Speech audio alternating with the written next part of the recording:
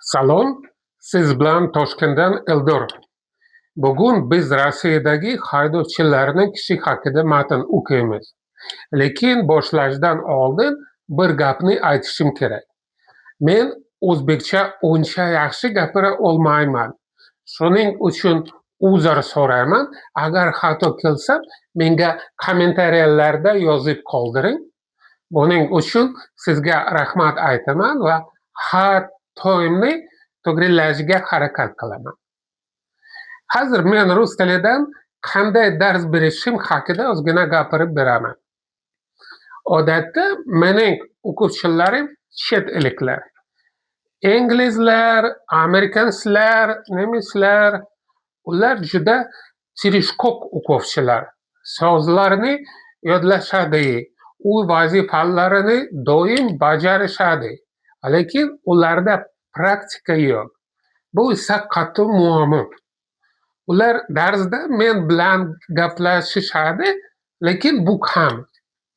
Shuning uchun do'stim bilan ular uchun mana shunday format o'ylab topdik. Biz ruscha matn beramiz, uni sekin o'qib beramiz va video qilamiz. Bu usul yordam berdi, hamma chet elliklar xursand. Keyin men o'yladim, buni o'zbek yigitlari va qizlari uchun ham qilish kerak. Hammaning ham rus zabon qo'shnisi yo'q, lekin telefon hamma bor. Qanday ishlash kerak?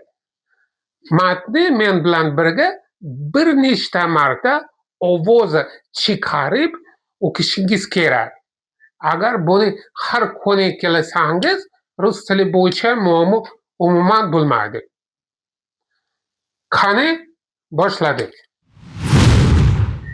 В новогодние праздники с родственником общались. Историю рассказал. Он дальнобой.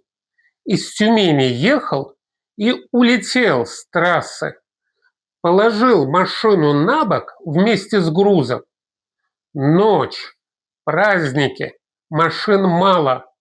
Стоял, голосовал, пока не замерз совсем.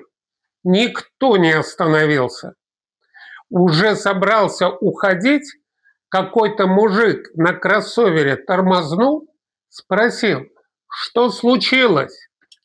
Послушал и говорит, подожди минут 30-40, я сейчас вернусь. И вернулся с краном 5-тонным и бригадой рабочих.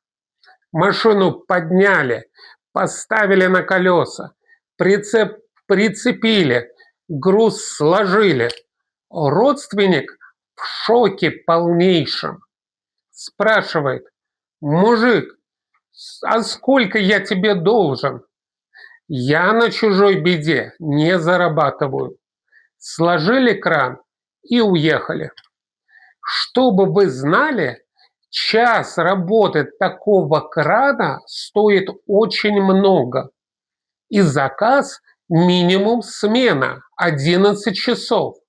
Это примерно 70-80 тысяч. Плюс-минус.